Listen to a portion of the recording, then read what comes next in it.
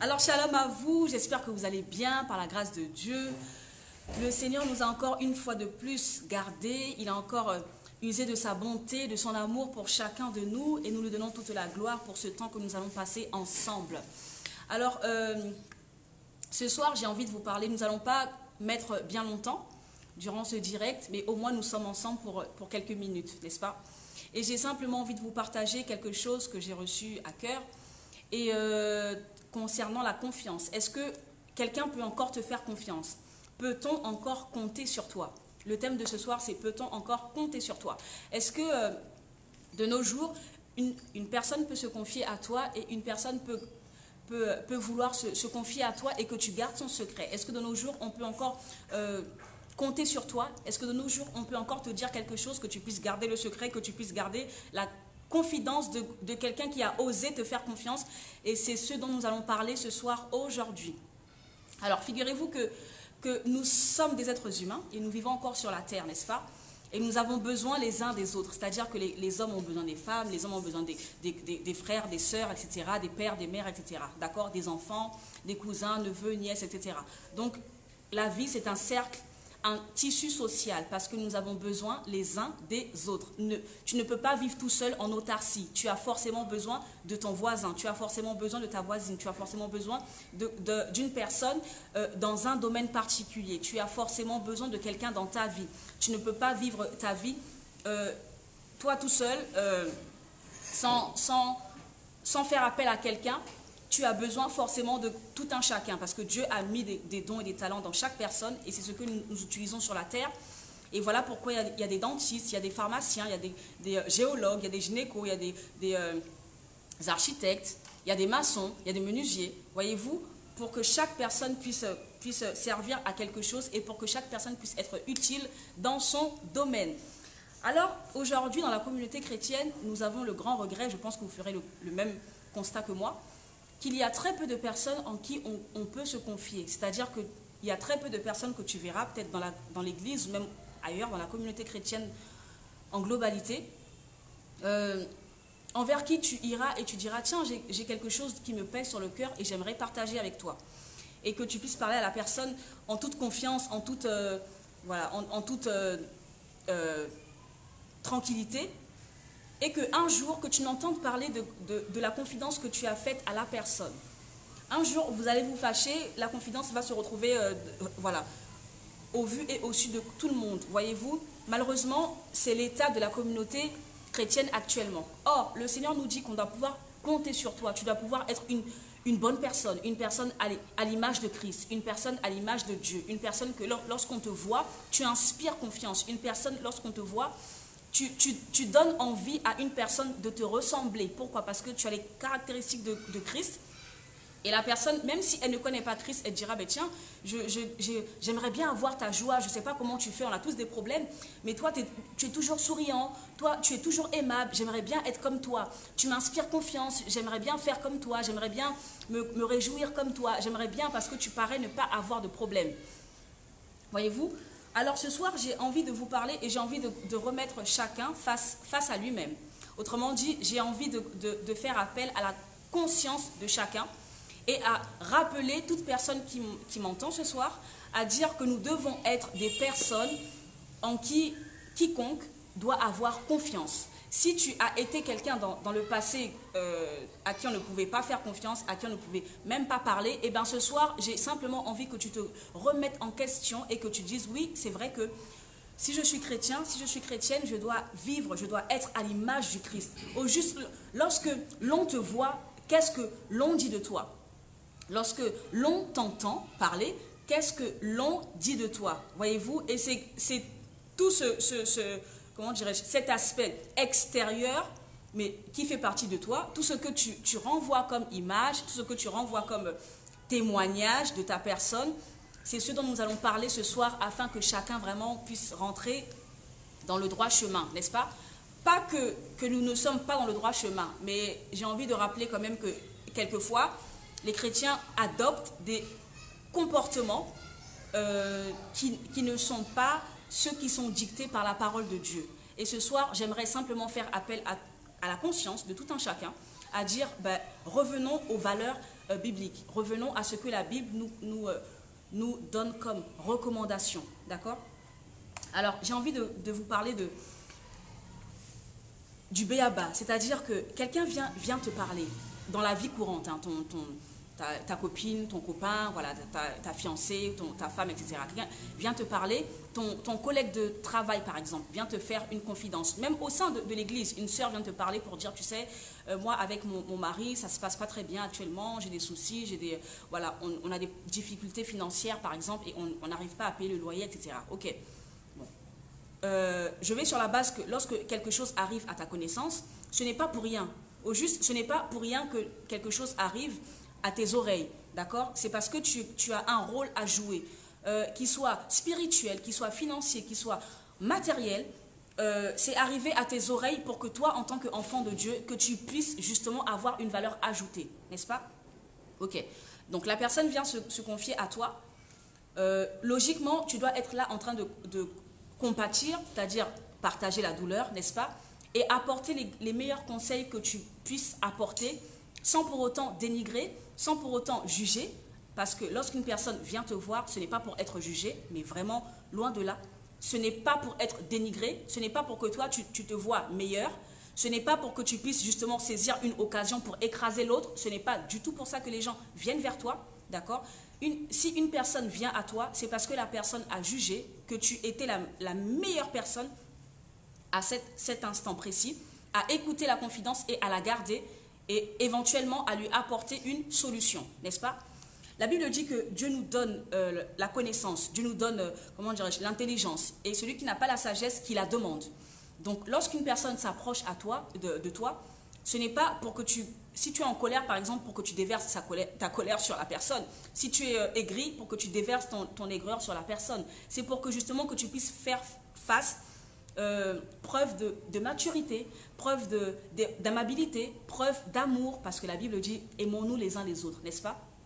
Et ce n'est pas quand tout va bien qu'on voit que tu aimes. C'est quand tout ne va pas bien, c'est quand il y a un problème, il y a un gros problème, que là on voit si réellement tu es une personne qui manifeste l'amour de Dieu ou pas, d'accord? Ce n'est pas quand tout va bien qu'on peut juger de ta valeur, ok? 2 jours après, tu rencontres une personne au sein de l'église avec qui tu familiarises et tu discutes. Ok. Mais il se trouve que la personne avec qui tu parles n'aime pas la sœur qui est venue te voir 2 jours auparavant. D'accord?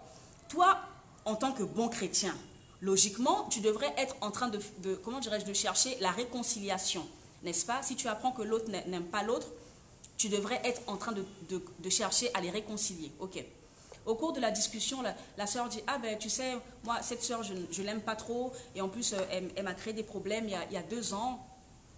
Il y a 2 ans, elle m'a créé des problèmes, du coup on était des meilleurs amis et on a eu un gros souci il y a 2 ans et maintenant ça ne passe plus. Elle et moi vraiment on est des chiens et chats. » Toi en tant qu'enfant de Dieu, tu devrais dire « Ah ben non, c'est parce que la Bible nous dit, il faut chercher à vous réconcilier. » Au lieu de ça, je suis dans le regret de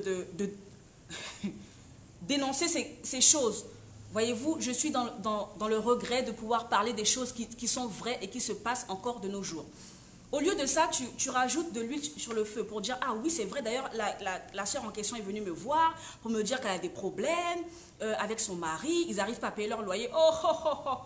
Ils n'arrivent pas à subvenir à leurs besoins. Et puis, c'est quel mari ça? C'est quelle femme ça qui dénigre son mari comme ça? C'est quelle femme qui sort les problèmes de son couple dehors? » Voyez-vous, au lieu comment dirais-je, d'apporter des solutions à l'un comme à l'autre, toi, tu t'appelles enfant de Dieu, n'est-ce pas? Ok. Toi, tu es là pour mettre de l'huile sur le feu. Maintenant, que quelqu'un me dise à quel moment l'un et l'autre vont pouvoir se réconcilier et à quel moment la sœur qui est venue te parler il y a 2 jours trouvera sa solution. Voyez-vous, eh bien ça, ce n'est pas une histoire du monde. Ça, c'est même au sein de la communauté chrétienne, voyez-vous. Donc ce soir, vraiment, je fais appel à tous les frères et toutes les sœurs qui me suivent et qui me suivront, à dire vraiment, arrêtons ces mauvais comportements, arrêtons de faire honte au Seigneur, arrêtons de publier et de proclamer et de crier haut fort que j'appartiens à Christ, je sais qui je suis, j'aime Christ, j'aime Jésus, j'aime Dieu. Et dans la vie courante, dans les faits réels, on est incapable de démontrer cet amour-là l'un envers l'autre. Or, la Bible dit Comment peux-tu dire que tu aimes Dieu que tu ne vois pas si tu es incapable d'aimer ton prochain, ton semblable, celui qui est comme toi, que tu vois chaque jour, qui vit avec toi, que tu côtoies dans ce bas monde? Comment peux-tu dire que tu aimes Dieu que tu ne vois pas si tu es incapable d'aider, de compatir, d'être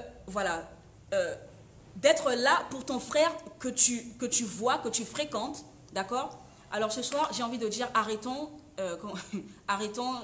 ces comportements de païens, arrêtons ces comportements qui ne glorifient pas du tout le nom de Dieu. Mais maintenant, je disais en début d'année, 2019, c'est mon année. 2019, c'est ton année. Mais c'est l'année du changement. C'est l'année où tu as décidé que la façon dont je vivais avant, les années précédentes, je ne veux plus vivre de cette façon-là. Pourquoi? Parce que je veux voir du changement.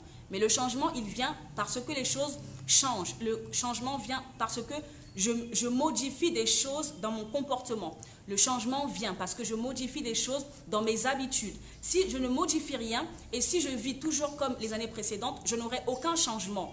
Parce que pour qu'il y ait changement, il faut modifier les attitudes, il faut modifier la façon de faire, il faut modifier la façon de réfléchir, il faut modifier la façon d'agir, modifier le comportement afin d'observer du changement réel dans notre quotidien. Voyez-vous, dans ton foyer, pareil, ton mari ne peut pas te faire une confidence. Pourquoi? Parce que, voilà, il se confie à toi dans un moment comment dirais-je, je peux dire de pudeur, d'accord?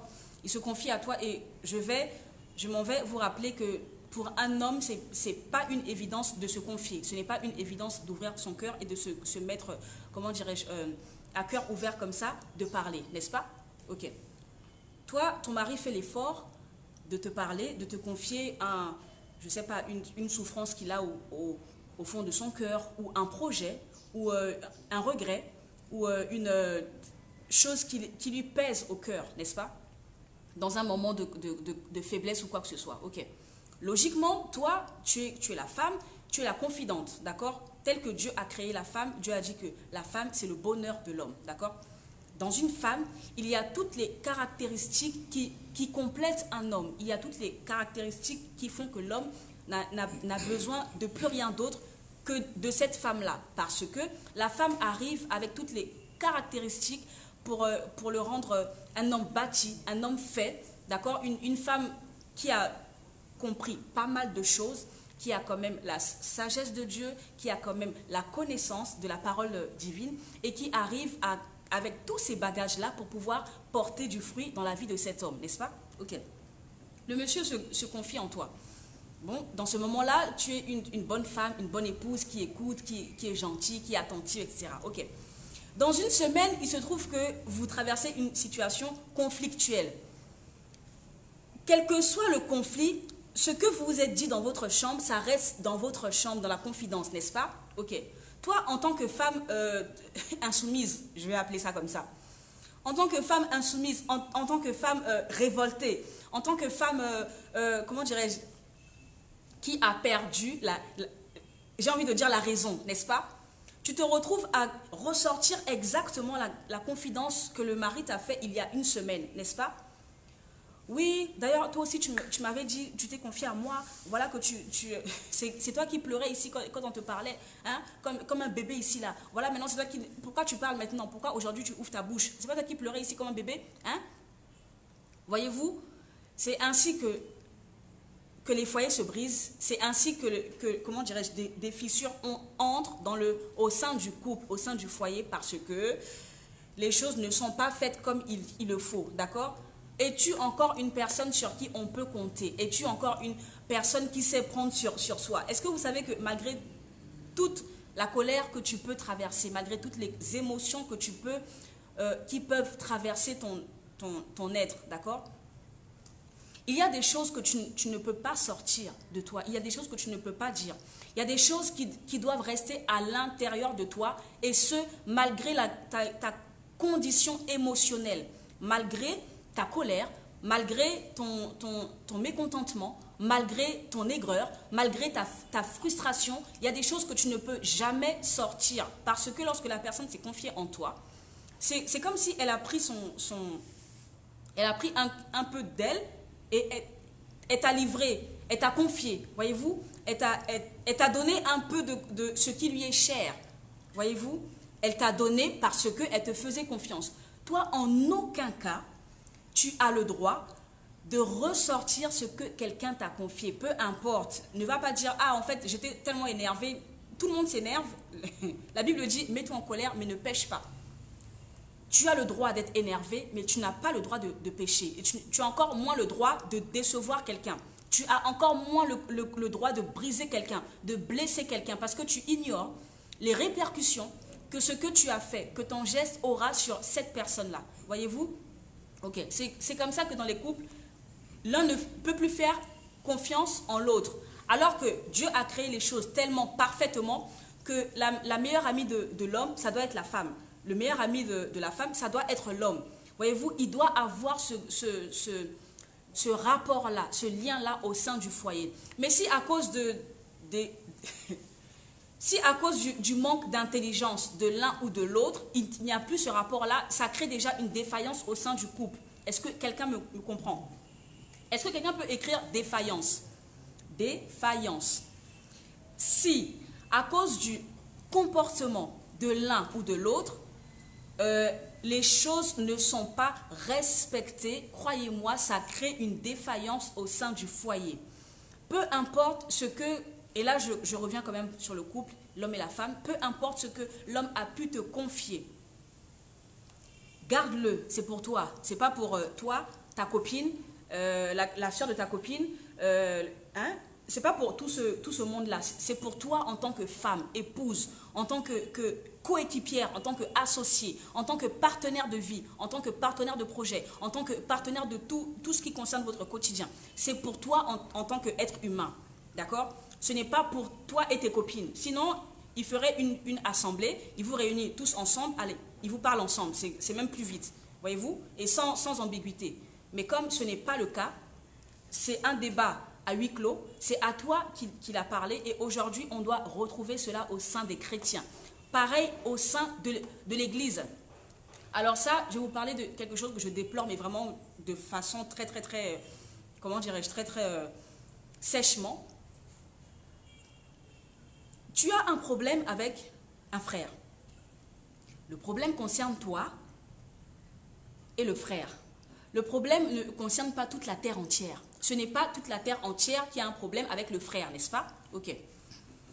Il se trouve que vous deux, vous fréquentez les frères et sœurs, par exemple, de l'église, n'est-ce pas? Ok.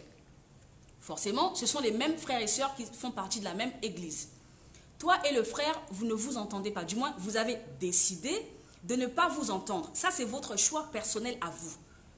Le monde entier n'est pas témoin, le monde entier ne participe pas à votre mésentente, d'accord? Ok.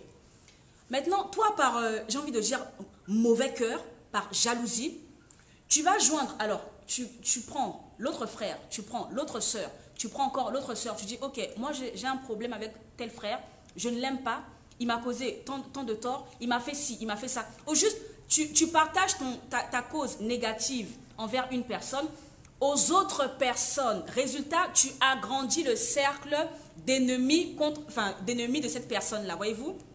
Ok. Au début, tu étais tout seul à ne pas aimer le frère. Maintenant, à cause de toi, il y a la sœur X, le frère Y, l'autre qui s'appelle D là.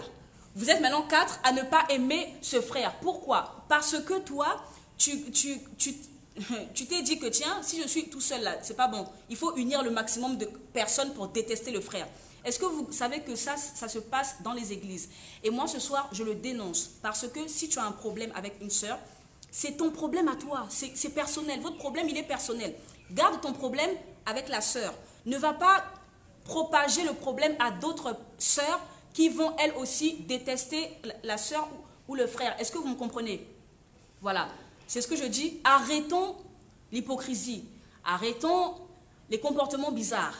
Arrêtons les pseudo-chrétiens, arrêtons les titres en fait, arrêtons. Vivons la vie chrétienne pour que le monde puisse dire, ah oui, eux ils s'aiment vraiment, ah oui, je vois que vraiment il y a beaucoup d'amour entre eux. Au juste, nous n'impressionnons personne avec nos paroles. J'ai beau crier, j'aime Jésus, j'aime Christ, voilà, Christ en moi me rend plus fort, plus que vainqueur. En fait, j'ai beau crier, je n'impressionne personne. En revanche, j'impressionnerai quelqu'un si face à une situation, je démontre l'amour de Dieu. Là, le monde dira, waouh, cette femme vraiment elle est très très spéciale. C'est vraiment une femme de valeur. Là, j'impressionnerai quelqu'un. Mais si c'est seulement par ma bouche que je dis, je suis une femme de valeur, une femme vertueuse, une femme si, une femme, j'impressionne personne. Est-ce que vous me comprenez? Quelqu'un peut dire une personne de valeur. Voilà. Ce soir, soyons des personnes de valeur. Quelqu'un peut écrire une personne de valeur. En tout cas, ce soir, décidons d'être des personnes de valeur. Maintenant, je redis ce que je déplore, mais vraiment très, très, très rudement. Si tu as un problème avec quelqu'un, ce problème ne concerne que vous deux. Parce que vous étiez vous deux à créer le problème, à avoir le problème, d'accord? Le monde entier n'était pas témoin de votre problème. Donc, n'allez pas mêler les autres personnes à votre situation. Laissez les autres en dehors de votre problème. Est-ce que vous comprenez? Est-ce que quelqu'un peut écrire personne de valeur? Laissez les autres personnes. Voilà. Si c'est ton frère, par exemple, ne va pas prendre ton cousin, ta tante, ta mère, ton père pour se liguer avec toi contre cette personne-là. C'est toi et toi seul qui a le problème contre la personne, n'est-ce pas? Si c'est deux sœurs dans une église, que les deux sœurs n'ont qu'à régler leurs problèmes. N'allez pas rajouter les autres groupes aussi, les autres frères, les autres sœurs. Ce soir, j'ai envie de dire, soyons des personnes de valeur. Soyons des personnes qui faisons la joie de notre Père. Et arrêtons d'être des personnes hypocrites. En tout cas, 2019 a sonné là. Aujourd'hui, nous sommes le 17 janvier 2019, d'accord? Nous sommes encore au début de l'année. Ce qui serait bien, c'est que chaque personne décide d'être une personne meilleure. Ce que tu faisais en 2018, qui n'est pas bon, il faudrait que tu arrêtes de le faire là, en 2019, là, d'accord? Parce que si tu veux voir du changement dans ta propre vie, même Dieu ne peut pas te forcer, ne peut pas te forcer. Si tu dis, je veux changer, mais tu fais exactement les mêmes choses, même Dieu ne peut rien faire pour toi, parce que Dieu attendra que tu viennes demander de l'aide auprès de lui pour qu'il puisse t'aider. Mais si toi-même, tu restes là avec tes acquis, avec tes problèmes, avec ton ego, à dire je me vaux à moi-même, je me suffis à moi-même, j'ai besoin de personne, même Dieu là, il ne pourra rien faire pour toi. Est-ce que vous me comprenez? Très bien. En tout cas, en 2019, soyons des chrétiens de valeur. Soyons des personnes, lorsqu'on nous voit, on a envie de nous parler, on a envie de s'adresser à nous, on a envie de nous faire des confidences. Voyez-vous, il y a des personnes, quelquefois, qui nous parlent, qui viennent nous parler, sans qu'on se connaisse, sans même qu'ils sachent qu'on est voilà, serviteur de Dieu, quoi que ce soit. Qui viennent nous parler, mais qui viennent nous parler des choses tellement, comment dirais-je, intime, qu'on se demande, mais c'est marqué confiance sur notre front, ou c'est, enfin, parce qu'ils ont lu sur notre front, sur nous, ils ont lu, ou ils ont vu, je sais pas, ils ont discerné, voyez-vous? Voilà, si tu es une bonne personne, si tu es une personne de confiance, ça se verra sur toi, d'accord? Parce que la Bible dit que le Saint-Esprit témoigne de la présence de Dieu en nous. Est-ce que quelqu'un me comprend? Si tu es de Dieu, si tu es quelqu'un sur qui on peut compter, ça se voit sur toi parce que ton être entier le respire, le témoigne. Alors les gens viendront à toi. Mais je vous en supplie, lorsque les gens viennent à vous, ne décevez pas, voyez-vous, parce qu'à cause de ces comportements-là, bon nombre de personnes ont rejeté la foi parce que ils se sont approchés des personnes qui se disaient chrétiennes et des fois même serviteurs de Dieu, des fois même la femme du pasteur, aïe aïe aïe, la femme du pasteur à qui on s'est confié, et puis demain, l'histoire est sortie dans la bouche des frères et sœurs parce que la femme du pasteur ne sait pas garder le secret. Voyez-vous, arrêtons d'être ces personnes-là, mais soyons des personnes de valeur. Et aussi, j'aimerais quand même expliquer quelque chose. Si quelqu'un vient se confier à toi, par exemple, et que c'est quelque chose que tu ne peux pas garder pour toi-même, d'accord? Tu as envie de partager parce que tu dois peut-être apporter une réponse, tu dois apporter un conseil, mais que tu n'as pas forcément la solution, tu ne sais pas toi-même forcément comment faire, d'accord? Ok. Et que tu veux en parler à quelqu'un d'autre pour avoir un autre avis. Je vous en supplie. Ne va pas chercher n'importe qui juste pour dire, tiens, Seigneur, toi-même, tu sais que j'ai envie d'un autre avis, hein. Tu profites pour aller critiquer. Je vous en supplie, Dieu connaît le cœur de toute personne. Dieu connaît les intentions de toute personne. Dieu connaît les attitudes. Dieu connaît ce que tu veux faire, ce que tu aimerais faire. Dieu connaît les désirs de toute personne. Donc, arrêtons de faire aussi semblant. Ah non, Seigneur, tu sais que je voulais seulement avoir un autre avis, alors que tu profites pour bien critiquer. Ok? Allez-y voir quelqu'un. Je dirais, si vous êtes dans une église, allez-y voir le responsable. Mais d'abord, assurez-vous que ce soit quelqu'un de confiance, d'accord? Parce que j'ai aussi vu des responsables à qui il ne fallait pas du tout parler. Donc, assurez-vous, parce que la vie des gens en dépend. Assurez-vous que ce soit des bonnes personnes qui ne prennent pas parti. Assurez-vous que ce soit des bonnes personnes qui ne jugent pas, parce que la pire des choses, c'est de vous confier en quelqu'un qui vous juge en retour, d'accord? Assurez-vous que vous parlez aux bonnes personnes. Une fois que vous pourrez vous assurer de cela, à ce moment-là, vous pourrez dire, en fait, moi, j'ai un frère qui est venu me voir pour telle question et j'aimerais avoir ton avis par rapport à ça, d'accord? Par rapport à ce que la personne va vous dire, ben, vous saurez, parce que vous-même, vous aurez un avis quand même. Vous saurez si vous êtes dans le droit chemin ou pas. Dans tous les cas, comment dirais-je, statuez-vous sur ce que la parole de Dieu dit, parce que la Bible dit que le Saint-Esprit, c'est le consolateur, c'est l'ami fidèle. Lui, il ne se trompe jamais. Lui, il ne varie de rien. Qu'il pleuve, qu'il neige, qu'il vente, lui, il ne change pas. Il n'a besoin de rien ni personne. D'accord? Donc, assurez-vous toujours que ce que vous apportez comme conseil, que ça soit basé sur la parole de Dieu. Que ça ne soit pas basé sur vos propres expériences, ça ne soit pas basé sur l'expérience de quelqu'un, que ça ne soit pas basé sur votre propre avis. D'accord? Parce que des fois, notre avis, il peut prendre parti aussi par rapport à notre propre vécu. Ce n'est pas ce que la personne vous demande. La personne vous demande la justice de Dieu, la droiture de Dieu et la vérité de Dieu. Voyez-vous, si vous voyez et vous ressentez en vous que vous êtes capable d'apporter ces conseils-là, alors allez-y. Sinon, soumettez la chose à quelqu'un comment dirais-je, de plus, quelqu'un supérieur à vous spirituellement. D'accord? Comme ça, le Seigneur vous bénira d'avoir été une bénédiction pour cette personne-là. Ok. C'est ce que je voulais apporter à votre connaissance. Je vous avais dit que nous n'allons pas durer ce soir. Donc voilà, ce soir, décidons d'être des bonnes personnes. Est-ce qu'on peut encore te faire confiance? Est-ce que tu n'es pas le genre de personne à qui on parle et demain, la personne se retrouve à être mal vue parce que toi, tu regardes mal, parce que tu te mets à juger par rapport à ce qu'on t'a dit. Est-ce que vous savez que lorsque quelqu'un vient vous voir, c'est par humilité, parce que il faut se rabaisser pour pouvoir aller voir quelqu'un et se confier. Au juste, il faut oublier qui tu es, il faut oublier ton moi, hein? Il faut éteindre le moi pour pouvoir aller voir quelqu'un.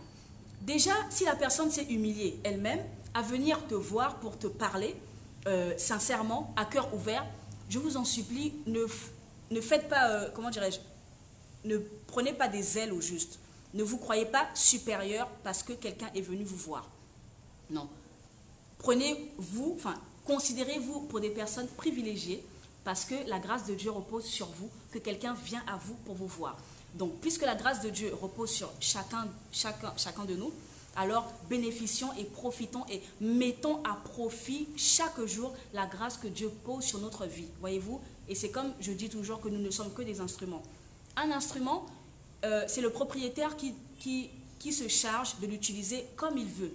Nous ne sommes que des outils de Dieu, voyez-vous? C'est comme des pions sur un jeu de Monopoly. C'est comme des cartes ou des pions sur un jeu de Monopoly. C'est Dieu qui est celui qui envoie, voilà, le pion jaune, le pion vert, le pion bleu. Nous ne sommes que des instruments, que des outils. Ce que Dieu te donne de faire chaque jour, fais-le, mais en considérant que c'est toi qui as le privilège. Ce n'est pas celui qui t'écoute, ce n'est pas celui qui reçoit de toi, mais c'est toi qui a la grâce d'être utilisé par Dieu pour pouvoir le faire, voyez-vous? Et c'est comme ça que le monde chrétien sera béni. Si chacun considère que ce que je fais pour Dieu, oh Seigneur, merci pour le temps que tu me donnes de parler à mes frères et sœurs. Merci pour le temps que tu me donnes de nettoyer les chaises à l'église. Merci pour le temps que tu me donnes de préparer les instruments, de préparer la Sainte Seine, de préparer les chaises et les tables pour les enfants qui vont venir à l'éco-gym. Merci parce que tu me donnes de balayer la devanture de l'église. Merci parce que tu me donnes de faire ci, de faire ça. Au juste, c'est nous qui sommes privilégiés, que Dieu se serve de chacun de nous dans n'importe quel domaine. Voyez-vous, ce n'est pas, bon, Seigneur, moi, j'ai pas le temps. Hein. Seigneur, moi, je suis tellement occupé, j'ai pas le temps que toi, je te laisse. Qui sommes-nous pour dire que nous n'avons pas le temps pour notre Créateur, voyez-vous, alors que s'il décide dans une seconde, nous ne sommes plus de ce monde. Voilà pourquoi chaque jour que Dieu rajoute à notre vie, considérons-nous que nous sommes des privilégiés pour tout faire pour que le royaume de Dieu puisse avancer. Est-ce que quelqu'un m'a compris ce soir? En tout cas, soyons des personnes de valeur. Arrêtons d'être des hypocrites professionnels, des personnes qui déclarons des choses et dans la vie courante, ben, ces choses sont très très loin d'être effectives. Est-ce que quelqu'un me comprend? En tout cas, en ce début d'année, j'avais envie de partager avec vous ce message. Soyons des personnes sur qui on peut compter. Si quelqu'un vient te parler, sois heureux que la personne se rapproche de toi et sois heureux de pouvoir conseiller quelqu'un, sois heureux de pouvoir que Dieu se serve de toi justement, parce que sur les 7 milliards, ben, la personne a choisi toi. Donc sois heureux, voyez-vous, soyez heureux pour tout ce que vous faites pour le Seigneur. Toujours est-il que, à la fin des temps, chacun rendra compte de ce qu'il a fait devant le Créateur. Voilà pourquoi que chaque jour que Dieu rajoute à ta vie, sois heureux et serre-le, mais de toute ton énergie, de tout ton cœur, de toute ta force, de toute ta pensée. Et c'est comme ça que tu seras récompensé comme le Seigneur le veut de chacun de nous. Très bien, j'espère avoir été une bénédiction pour vous. Et j'espère que nous allons justement être des personnes meilleures, parce que la Bible dit que ce livre de la loi ne s'éloigne point de nous, de notre bouche, de notre cœur. Méditons-le jour et nuit. Pourquoi? Pour que nous puissions être des personnes meilleures chaque jour, puisque le diable est là, il rôde chaque jour. Donc chaque jour, nous aussi, nous devons aussi aller de l'avant, afin que le Seigneur soit fier de nous et afin que le Seigneur puisse trouver place dans notre vie. En tout cas, je vous donne rendez-vous mardi prochain. Très bonne soirée pour chacun de vous. Que le Seigneur vous bénisse, que le Seigneur nous garde et que le Seigneur nous protège face à tous les attraits de ce monde, face à tout ce qui attire, face à toutes les distractions de ce monde. Que le Seigneur nous protège, mais que nous-mêmes aussi, que nous puissions être vigilants, que nous-mêmes aussi, que nous puissions être attentifs et avoir le discernement également envers ce que le Seigneur nous donne de faire, envers ce que le Seigneur nous dit ou nous chuchote à l'oreille. C'était Lady Storm. Passez une très bonne soirée. Je vous remercie pour votre fidélité.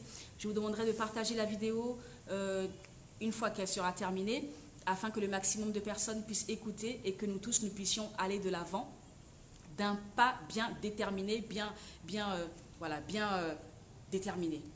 Et je vous demanderai également de vous abonner à ma page Lady Storm sur Facebook, et je vous demanderai également de partager la vidéo. Très bien, passez une très bonne soirée et à très bientôt, à mardi prochain, même heure, même lieu. Et dès que vous avez l'information, partagez pour que vos amis de Facebook puissent également suivre le direct. Et je vous demanderai également de partager la vidéo en message privé pour que vos amis puissent avoir la vidéo en privé et qu'ils puissent, pour leur éviter de chercher, comme ça ils ont la vidéo, qu'ils puissent suivre et regarder et être aussi bénis. La Bible dit qu'on ne garde pas la lumière sous le boisseau, mais une lumière, elle est faite pour être mise et pour qu'elle éclaire le plus grand nombre de personnes. Elle est mise pour qu'elle puisse éclairer toute la maison. Et comme nous sommes la maison de Dieu, donc ce que nous recevons puisse, bénéficier au plus grand nombre. Donc c'est à vous qui me suivez de partager, c'est à vous qui me suivez de partager à vos amis, sur Messenger, sur vos pages, sur dans les groupes dans lesquels vous êtes. Et figurez-vous que probablement vous êtes dans plusieurs groupes, donc partagez dans tous les groupes, afin que toutes les personnes de tous les groupes puissent être bénies. À très bientôt. Shalom, shalom, bye bye.